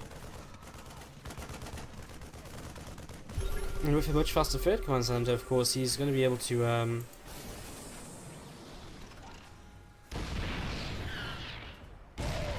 with a much faster third command center, there's a bit of overkill on that marine there. With a much faster third command center, he's going to definitely be able to really boost that economy up even further here. Now at a 15 worker lead and about to land his third command center in location. Triple Mule going to be on the way. Tank siege in the high ground, so that it's going to be actually quite hard to come in and fight against this command center. And I mean, honestly, I think Zan's in trouble. I mean, he does have a bigger army right now, but Stim's only just finishing his +1s, just starting, I guess, combat shields on the way. He's got a pretty decent army. If he can siege up this third base now, he might have a pretty good opportunity. The air control is in favour of his opponent, but he can definitely do something about this at least here. If he moves forward, if he sieges, I definitely think he can do something, because he does actually have a tank advantage on this low ground. And these tanks only reach so far, you know, they only reach kind of this kind of, this much here. So Stim coming in, he's actually going to try and pick up a tank, but that tank from the high ground will help out a lot, and actually just splitting up, trying to come down. These tanks from the high ground helping out so much though, and it's going to be really hard to truly push through this. That one tank does on siege here, that tank's still on the high ground, and whoa, there we go, a scan up there, he picks off one. It's going to be a second tank on the way down, it will go down as well. Vikings land on top of the siege tanks of Zan though, so Zan in the end here does lose everything. But he cleans up the tanks of his opponent, and that's always going to be a good thing as well. As he comes in here, he's just going to try and slow down workers from mining, actually. Just try to tag as many of these as he can, he doesn't actually kill off any. How about gets the kill. Third command center on the way for Zan, he's still that 10 worker behind. I mean, back at home, I guess he's got another army ready to go and come across here, try and trade, but the tank count just keeps rising for Baby Sky, despite having lost the initial tanks. You know, because he's got 3 factories up, or maybe even more at this point. Okay, just 3, but he's producing 2 tanks at a time, so tanks come out very quickly. I like this. Zan finds a position which is abusable. He shuts down the gas mining, and he finds a little bit of a position where, you know, Baby Sky just hasn't sieged quite too far enough forward here, and just gonna kite away here as well, just get any damage he can done. And even a couple of Hellbats still chasing here, could maybe turn around and get them. Looks as though Baby Sky just going to morph them into Hellions and fall back with them for a moment. As Zan with his third base there, probably wants to just think about adding a 4th base nice and quickly. I mean, abuse the fact that you can just put bases all over the map as the bio player. Still making tanks. I like the fact that he's making tanks. I mean, tanks are kind of important to hold down positions. And I mean, if you can hold down positions, this will definitely help him a little bit against the mech player. As we do see a couple of Hellions coming around the left hand side, may try and run by into this third, and with Blue Flame, they could do a lot of damage into an unprotected mineral line. So definitely a possibility as Zan, his army is all rallying into towards the middle. His Hellions now coming around. Marine spots it here, so he sees this pretty fast, and oh, if he's not paying attention, it might not matter. He's going to present his, well, he's actually sending 2 medivacs over here. Here comes the Marauder as well now, so he will clean this up. Another Marauder on the way as well. A little bit of damage done, but not too much here, as he actually sends some units around the top side, still leaving some units in the middle as well. Maybe looking to try and come in from 2 different angles. Baby Sky's spread himself very thin here. I mean, I'm talking about very thin because he's got a few tanks way over to the right, a few tanks way over to the left. 4th base is about to land. Wow, this army runs straight into some tank fire, and that's not what he needed to do at all. As he's actually trying to take a hidden base. Baby Sky trying to take a hidden base up here, and oh my god, does he really not see it? Zan doesn't spot it, and he scans here. He realizes he's not going to be able to run in there either, and he struggles on in this game to kind of find a way to do anything here, really. This command center coming along the top side and will land over here. I mean, again, he's trying to get this hidden base up and running. He's going to try and, looks as though Zan's going to try and doom drop, or in fact he starts dropping now, so it looks as though he might not. He scans and he looks for something here. Marines going to have to defend the medivacs from these Vikings. Oh, some Marines now running into tank fire again. Unfortunately, Baby Sky did just unsiege there. Scans consistently coming down, always looking for a way to move forward here. As Zan does get set up in no cage position and held by a tank coming forward, and they will get picked off pretty quickly. This tank taking some fair damage. This army still sat up to the top side as well. As there's still more reinforcements coming out for Zan. He's on 1-1. He's still making tanks. He's still making marauders. And the Viking count continues to rise here for Baby Sky. Hidden base will go up to this top left hand side of the map. Zan is going to move away with this little army here now. A little bit unfortunate. I actually feel he probably could take on this army, which is coming to the left for Baby Sky. It could be a pretty easy pick-off for him if it was on siege and just walking over there. So Zan getting a little bit unfortunate. Going back home to group up with everything. And grouping up with everything and maybe just going forward once again here. Baby Sky going to lose this Hellbat, which is walking towards the middle. Another Hellbat coming towards the middle, still moving forward here. That's going to get picked off as well. Single Marine just coming around, scouting for this 4th base coming up. And I mean, a couple of tanks left here to defend should give him the message. As we're going to see for another time in this game, the poor single Marine completely evaporated by tank fire. Zan just going to start moving up here immediately. A single SCV with gas, and if he was paying attention, he might start to question why an SCV with gas was out on the map. This base not actually landed up to the top left just yet. Seems as though Baby Sky's kind of forgotten about it a little bit, as both players head towards maxing out here. And Baby Sky moving around an army, getting ready to kind of deal with this.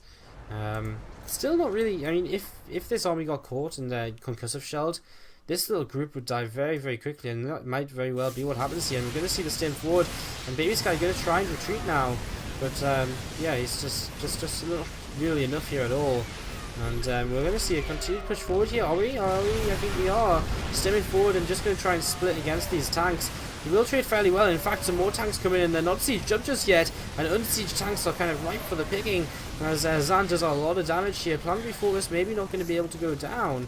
Marines stimming again to try and take down as many Vikings as they can. One goes down, not quite a second though. Marauder's very low on health as there's no medivac to help us out, and the rest of these reinforcements from Baby Sky will be enough to clean up.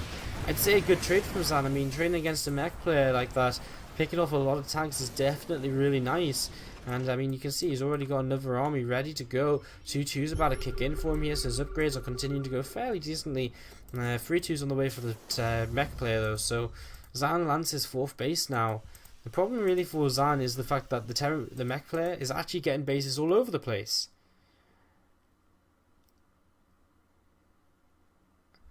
Like, it's literally all over the place.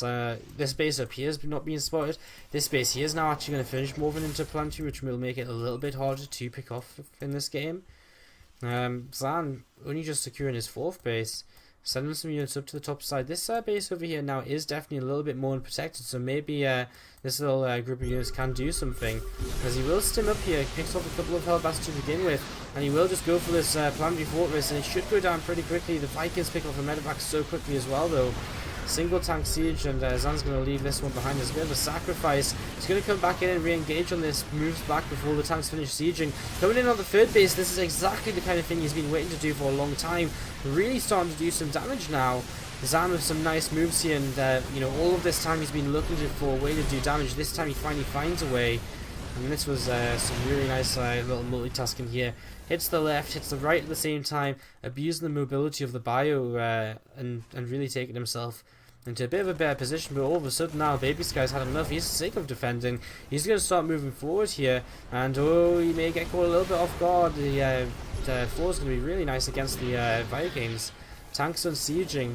Baby Sky going to move forward once again. It would seem more tanks coming in from behind. Zan has got a really injured army here. It's been stimmed so many times, there's just not enough medevacs. As Baby Sky continues to come forward, he's going to start leapfrogging, and this is going to be scary here for Zan. How does he hold on against this mech play? I think now's the time where he just stims it and goes for it, and just tries to get the best concave he can. He's going to start spreading his units. The Hellbat side pretty quickly here. The tanks are starting to fall, but is it going to be enough for Zan? He's pushing forward. The Vikings in the sky aren't really helping out too much. SCV is pulled as well. There's not much left, in all honesty, for Zan, but it might just be enough to push forward a little bit further. There's 2 more tanks left for him. He's continued to take these down, and he's going to get one more. He's going to get it. He's going to push this back. And 3 tanks remaining in the middle of the map here for Baby Sky. These Vikings going to land over at this base, actually. Going to stop some mining for Zan, so Zan going to have to pull his SCVs away from here. Continuing to rebuild, but I mean, so is Baby Sky. He's already got a bunch of tanks up at his third base, a bunch more factories being added on as well. This base is still not used up in the top corner. Re-establishing this 5th base as well. As Vikings take down some medevacs once again here. The tank going to siege up and won't quite get a kill off. Scans will be able to pick that one off, but okay, the tank's out of range there. Nice, going to be able to come drop over here on these couple of tanks which are sieged up, so trading against tanks once again and coming forward with the rest of his army, looking to try and do something here. There's so little for Zan just fighting forward. I mean, soon he's going to kind of run out of steam, in all honesty. There's not much more he can do. I mean, he's kind of really starting to hurt, I think. Both players on 50 workers. Baby Sky with a much larger army just to spread out all over the place. Got a Marauder over here. I mean, I guess a lot of his army supply is in these Vikings, which haven't really been doing anything apart from picking off these medevacs. I kind of feel as though every time Zan makes a medevac, he's kind of just, you know, committing to kind of losing that 100 gas and 100 minerals, but I guess at the same time it's being useful for him as well.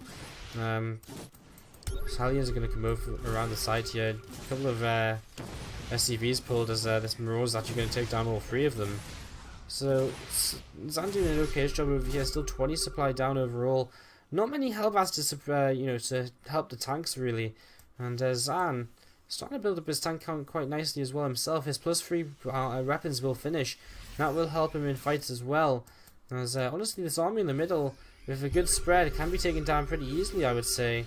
That's what he's going to go for. He's going to start coming forward here, and the spread is pretty good. And again, there's just nothing to really tank for the tanks right now, and they're going to go down very quickly. And Baby Sky loses a little bit more here. However, this run by with these Hellions could be pretty devastating. Zan continue to move forward. He might try and siege up. He has to be so careful though. No, he's gone a little bit too far.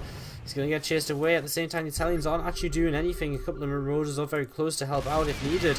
Maybe Baby Sky's gone a little bit too far now. No, it looks like he's just going to keep on pushing through without much of an issue at all.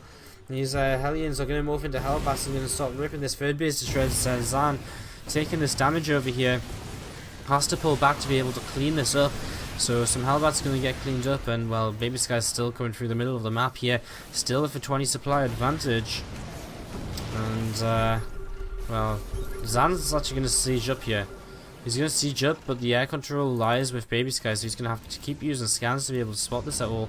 He loads up 2 medevacs, he's going to go for us, but the Vikings are so close. This siege tank line is so well spread anyway. I mean, is it really going to matter? Scan comes down, this one tank's going to get some good shots off before dying. 6 tanks being made out of time here for Baby Sky. It's kind of just like at the point where it's unbeatable. He's got so many bases up and running without even being worried about it. He's finally also commanded this base to the top left. Zan's only on 4 bases. He's trying to get a drop over to the left now as well to try and just make the army turn around or something. Some units, some tanks coming a little bit too far forward here, and Zan will be able to pick them off for free. But now tanks actually sieging the low ground, and I mean Zan's going to start losing their economy on this 4th base. And this is kind of just watching like Zan die very slowly here. He's going to drop to this top left. He's going to be like, ah, really? You've got a base up here. You've got bases everywhere. I mean, he doesn't have anything at home right now. He's got like 5 tanks. If Baby Sky wanted to, he could move into this without a problem. It's the units out on the map. That's the only thing he really has to worry about right now. As Zan continues to just sit here, hold this position as best he can. He is moving in over here as well, so he's going to start shutting down some more SCVs from mining. Maybe even try and get out of the command center, lifts up again. And I guess he's going to try and take down this planetary next, but it's still just going to be so hard. Some tanks coming in here, they're just going to siege, and if Zan isn't careful, that's going to be goodbye to a bunch more units, and they are going to be going down here. This planetary fort is still surviving, but only for a little while longer. Drop load loads over here as well. Zan still actually in this supply-wise. His army has built up quite significantly down here. He's got a lot of marauders. But this is a lot of tanks, and I mean a lot of tanks. He's got no economy left behind this as well. I guess he's floating a base over here to try and mine a bit. So I guess he has something. He shut down a couple of mining bases of his opponent, who is now actually just expanding over here instead. So he's got something going for him. He's going to try and just walk around this army, which is definitely the correct move. I mean, the less he has to kind of fight this, the better. He loses another tank there, just a little bit sloppy with his kind of pathing. We'll be able to move forward. I mean, where is he going to go? This is spotted immediately here, so this is the opportunity for Baby Sky to move forward and shut off from the 3rd base in the natural. It's also the opportunity for him to move back into position to defend this army which is coming around the side. Has he even noticed it? Because he's not actually reacting to this at all. This whole army's stimming in. It's going to be a dead command center in just a couple of seconds. A tank and sieges here. It's going to go down pretty quickly. It's going to be some dead factories, and we're actually just going to see a base trade instigated. And Zan now just going to have to come up to the high ground. He's actually going to move a tank back. He's just going to siege that on the natural as best he can. I guess he's just going to pull whatever he can and try and trade against us however many tanks he can get. He's got 2 tanks so far, 3 go down. It's just so many tanks here, and of course Sky Control in favour of our mech in Terran. And Sky Control is so great in the base trade. Zan just going to lose all of his kind of production. I think if he maybe lifts up and tries to fly away with some of it, try and get some more out on the map just to base trade with. I mean, Baby Sky has tanks sieging up here, and he's going to have tanks fully sieged in the main. That's going to help an absolute ton in terms of just defending in the base trade. It looks as though this tank will end up going down on the high ground. No, there's not a scan there available, so he's not scanning, and I mean Baby Sky continues to move forward here. The Viking's going to shut down anything which tries to escape. Zan waiting for one last attempt to push forward here. As 2 more tanks come out for Baby Sky. Zan really starting to fall behind his supply right now. SCV's pulled forward. I mean, these marauders can take care of them, but they can't take care of all of these tanks, not with the low hit points that they're on. And Baby Sky continues to move forward. He doesn't even need to really siege here. Zan is in a lot of trouble. He's 70 supply down. He's never going to win the base trade. It's been a valiant effort for him. I mean, I feel like he's been at a disadvantage for a lot of this game. He's made some great moves, which has really kept him in it. But in the long run, it's just not been enough for him. And I mean, right now he's literally fighting with 4 marauders in the main base. These 2 tanks are going to be like, bye-bye. And a couple more marauders get blasted away. And, well, I mean, this army looks as though it's actually come in and fought in the main base, but it doesn't even matter. And he's trying to rebuild barracks over here, but again, it's just a little bit too far gone at this point. As, this gas geyser goes down this refinery. There's going to be an orbital command falling over here very soon. Baby Sky's still supply block, building depots over at this base. 2 tanks and a 4 still moving around the map here for Zan. Just trying to do whatever he can. A couple of marines as well. I mean, I guess he can shut down this over here. I guess he's gonna. He just doesn't have anything to really rebuild with though. Now he's got to start making supply depots himself. There's so much left to clean up. He's never going to kill these buildings in the main base. He's never going to kill all of these Vikings either. And he's got a bunch of barracks here which he can't use because he's supply blocked. Zan just in the world of pain. cleans out this base. There's only one SCV left for Baby Sky on the map, but I mean that's going to be the only victory for Zan there, as he taps out. And again, we have a game number 7 on our hands. We saw IvD versus Seed go to game 7 earlier. We're going to see this going to game number 7 here as well. So IvD, after only dropping 3 maps in their entire season, have now dropped 6 maps, or 7 maps so far in their last 2 matches. Let's see how they do in game number 7. Let's see who they're going to bring out here for the 7th game to try and close things out. And we'll see if Baby Sky can do it, or if IvD will take the victory. Baby Sky has to win to keep MicroGamerZ playoff hopes alive. If he loses, then IvD, then MicroGamerZ, their playoff hopes are over, gone forever. So let's see what happens, guys. We'll be back in a few minutes with game number 7, the ace match on the way. Let us know who you're supporting in the chat. Let us know how you're feeling. Let us know if you're enjoying the games. And we'll be back here. SC2 Improved Team League America, game 7 between IvD Gaming and MicroGamerZ Academy. We're going in game right now. A little bit of a delay getting into this. We're sorry, can't do anything about it. Baby Sky had some computer issues he had to sort out, so he sorted out. He's good to go, and he's the red Terran player in the bottom left hand corner, as he can't even type GL. In the upper right hand corner from IvD Gaming, it is Fog in the pink, playing Zerg here on Nimbus. Definitely one of the larger maps of the map pool. And yeah, how's everyone doing, guys? A little bit of an unexpected delay here, but here we are back into this final game of this series. Thanks for sticking with us throughout the night. It means a lot to us that you guys will stick around and watch all these games. This is our 14th map of the evening now, and definitely will be our final one of the night, because I'm going to go to sleep straight afterwards. I can tell you that for certain. So yeah. How's everyone doing? Who are you guys still cheering for? If you're out there still, do let us know who you're still cheering for, etc, etc. As we get into this game, we're going to see a command center first from our Terran player, MicroGamerZ Academy's Baby Sky, and still yet to see, most likely just a hatchery first out of Fog, followed by a oh, it's not command center first. What am I talking about? I thought it was way past 12 supply, but it's not. It's just going to be a barracks. Okay, it's barracks on the way. Wow, I'm just too tired, aren't I? It's one of them points. It's the point of the evening where it's just like, stop, give up, not going to talk much sense. So if I apologise, I'm already starting to talk nonsense.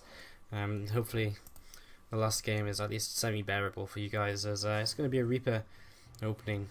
Hello, Gaviao SB in the chat, how are you doing? Thanks for stopping by.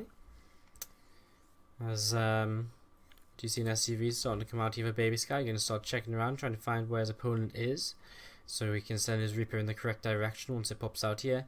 Orbital command on the way, Reaper on the way as well, and Fog just opening up with a hatchery, followed by a very fast gas actually, and his spawning pool. So Fog going into a gas pretty early on in this game. We'll see what that could be used for later on, whether it be some kind of all-in or whether he's just going to try and play the macro game with it. Both a possibility here. And Baby Sky coming out from this bottom right hand side of the map, and going to head up to the top right and check out what's going on in the main base here of Fog. And yeah, I mean, his Reaper's about to pop out. He's going to start heading up to the top left, but as soon as he sees the creep in the top right, he's going to be able to redirect that. A second Reaper on the way as well here for Baby Sky. So so pretty much just a very standard build from him. 2 Reapers, probably going to see the factory and the reactor on the way very soon, unless we see 3 Reapers, which we actually haven't seen for a very long time, in all honesty, out of anyone really. I mean, it's been a long time since I've seen 3 Reapers in a TVZ. It was so popular for a while when it was first used in Pro League, but there's the factory on the way, so reactor's going to come down in a moment. And this first Reaper's actually going to go to town here already on these drones. One drone forced into... Oh, is he caught? No, he's going to get away just. One drone forced to an extractor, one drone dead. And Fog taking a fair amount of damage here. He's just microing on the corner. He's going to try and come around and get this around. He loses another drone. That's a lot of lost mining time here. And a lot of lost mining time as this SCV Queen here as well to try and push this back. Reaper's just going to turn around and come back in and try and go for another pick-off. There's one drone on fairly low hit points here, and that's going to get, well, it's not actually that one gets targeted down, but one of these drones gets targeted, and Fog taking a lot of damage still. I mean, this Queen pushing these couple of Reapers back, so they're going to speed on the way down. completely pulled out of gas right now. As Queen does not get that Reaper still. Reaper still just getting away. As Zerglin's be about to finish here very, very soon. Once that finishes, I mean, it's going to be possible to finally shut these Reapers down and turn them away. Back at home for Baby Sky, he's gone into a starport, so it looks as though... what we're going to see, I mean, he's got a second gas, probably held that Banshee, or just Hellion Banshee. I mean, both a possibility as these Reapers come in once again. They're going to get 1, maybe 2 Zerglin kills if they want, but they're actually just not going to stick around. They're just going to get out of here as fast as they can. So they get out as these 2 Queens still on the edge of the creep, and the Reaper's finally going to head back home. And they're going to join up with some of these Hellions back over here. So the Banshee is going to start up in production as well. It's always 5 AM for Crowtail, but he wants to see who will win. Me too, man. I'm quite intrigued if MicroGamerZ can pull this off and keep their playoff hopes alive. Going to be interesting. Cloaking Field on the way here for Baby Sky. This Banshee is on the way out, and the Reaper's turning around now that they've joined up with their Hellion buddies. So yeah, these gonna head out here and come across the map, spot the third base, which is on the way down for Fog. Not really all too much going down right now in terms of elsewhere on the map. I mean, actually completely nothing at all here. And Fog just taking a little bit of damage on this third base. Queens are starting to spread creep over in this direction. I mean, 3 Queens are pretty scary for just 4 Hellions and 2 Reapers, so Reapers and Hellions just going to get out of there. The first Banshee on the way across the map. Whereabouts is it? There it is.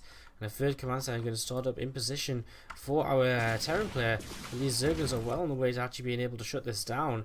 And that could be good if he could get over there, but it doesn't look as though he will be. He looks as though he's just stopped short after being shot a couple of times by a Banshee.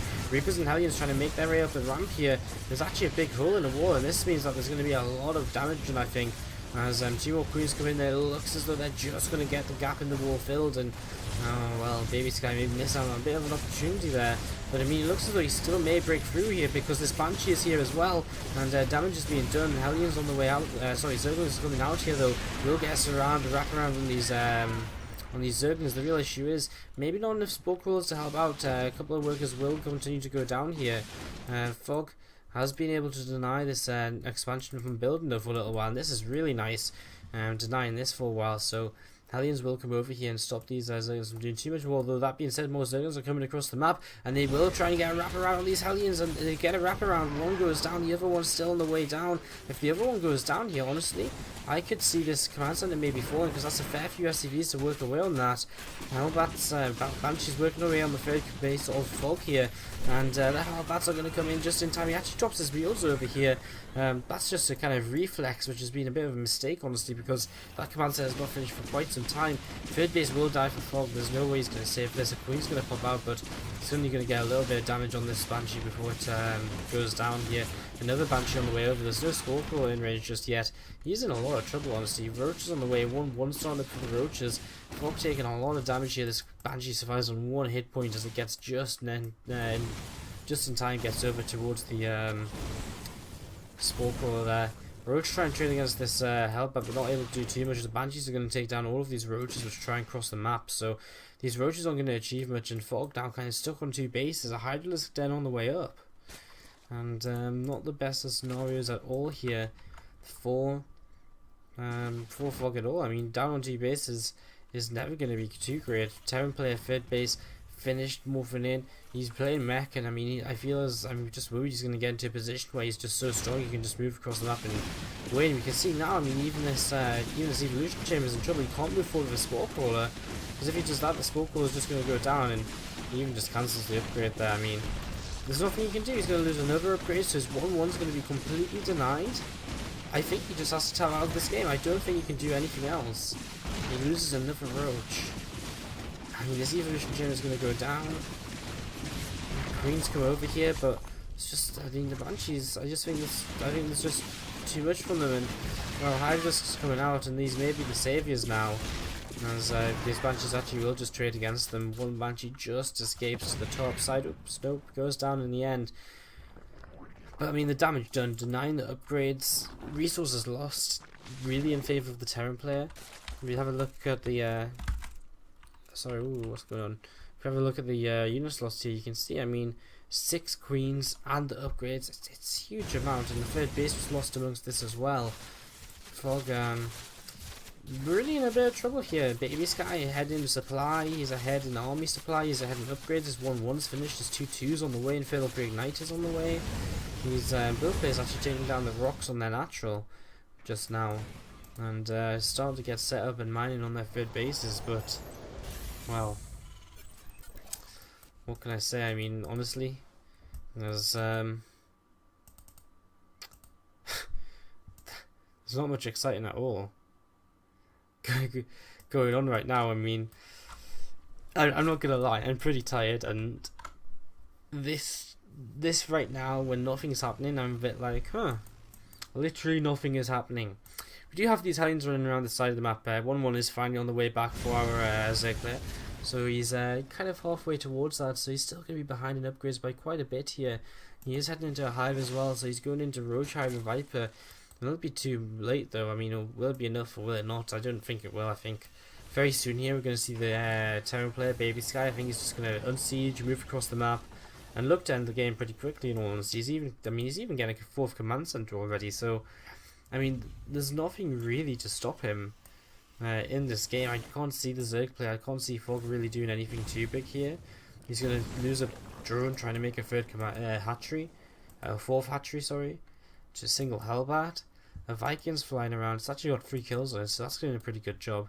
These Hellions are going to move once again towards this base, but again, Hydralisks are here, so I mean, he's stopping himself from taking any further damage, but the problem is there's already so much damage being done that he's still sitting 25 supply down, and a lot of that's in the army supply. 2-2 could be another opportunity here for Baby Sky to just move across the map and to try and end this game.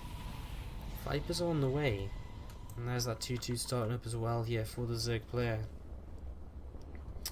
So, across the map we go. 2-2 is here. We've got this nice command barracks flying along with this army to add in a little bit of sound effects. He's going to come onto the creep, which is a little bit scary. I mean, he could be surrounded, but comes in here, takes down the active tuners. He doesn't even have to scan, of course. While moving forward here, he's got these ravens to detect for him. So, starting to siege, and, well, the Vipers are out here. Have they got enough energy? Whereabouts are they right now? They are just consuming over at the natural, so they're not here just yet. As this 4th base is going to start getting sieged up. A couple of Hellbats coming over here, picking off 1 drone already. A 4 adding into this as well. These Vipers coming forward, they have to be careful. Blinding Cloud's surely going to be the choice here. More tanks coming in though, and they're going to siege up. There's quite a bit of Roach Hydra here though. And honestly, there's not much to tank for these, well, again, nothing to really defend these tanks. Well, Blinding Cloud's finished now, and these Hydras are going to actually start getting massacred here. Probably the best fight he could have hoped for. And it's just about, I think, going to be enough. I think he's just about going to be able to push this back. And he's going to be able to keep his 4th base alive as well. Baby Sky denied for now. Then Blinding Cloud's absolutely crucial here. This 4th base very low on hit points though, and I mean, if, just a couple of units over there will kill that off in a few moments, and that will be Fog without 4th base. If that does happen, as Baby Sky is looking as though he's going to lose this barracks. I don't think he's going to be too bothered about that. It looks as though he's got his mid-game production all set up here. 5 factories, pretty much all you need. So it's not going to bother him all too much here, I don't think, as he's going to set up a defense on this 4th base now. Fog going to start moving across the map. He does actually have a supply lead, and he's about to even up the upgrades as well. So he's getting into a better position, but the question is Roach Hydra a viable enough composition here to really work out for him? Because I don't really know if it is. Like,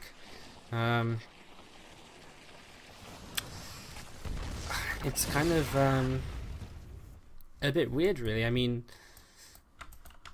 Roach Hydra isn't necessarily the best army composition. Generally, you kind of rely on having a lot more than your opponent and taking very good fights. And harassing like he's going to do here by splitting up his army a bit is definitely one way to do this as well, to kind of play well with Roach Hydra. Generally, I mean, in even supply fights, it's going to be the mech player who's going to win, and that's why we usually see swarm hosts having to come out. It's swarm hosts that Zerg players rely on to take down these mech and Terrans. So we're not seeing anything like that just yet. Hydras and Roaches coming down here, and looking as though they're going to advance on towards this Terran location.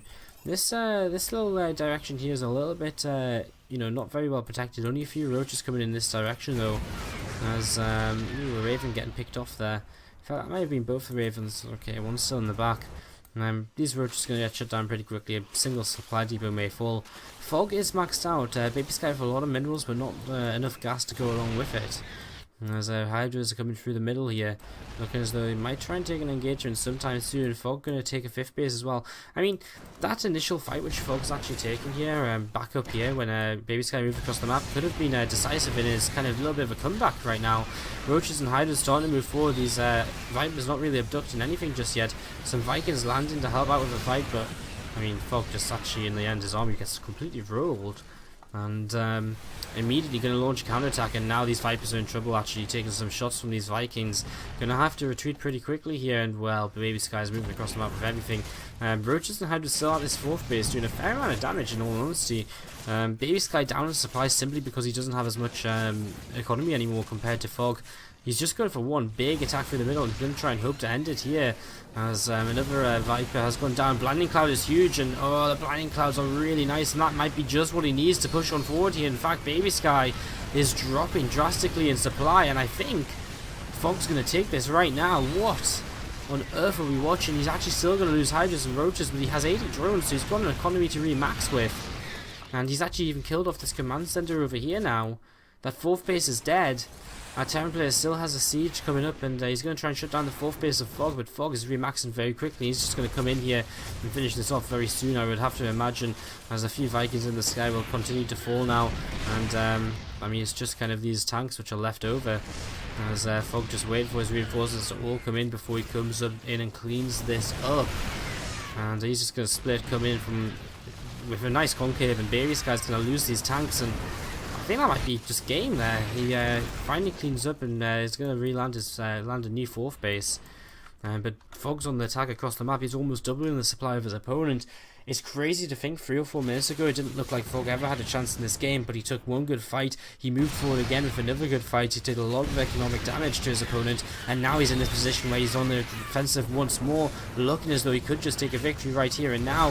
Hunter Seeker Missile comes down on a single Hydras, that's just going to move away to the side, and going to minimize the splash damage on that. Base is going to fall over here again, 100 supply down. Baby Sky has to type out GG, and the game goes to Fog. And IvD Gaming knock MicroGamerZ out of the tournament. They're not going to be able to make it to the playoffs anymore, and they're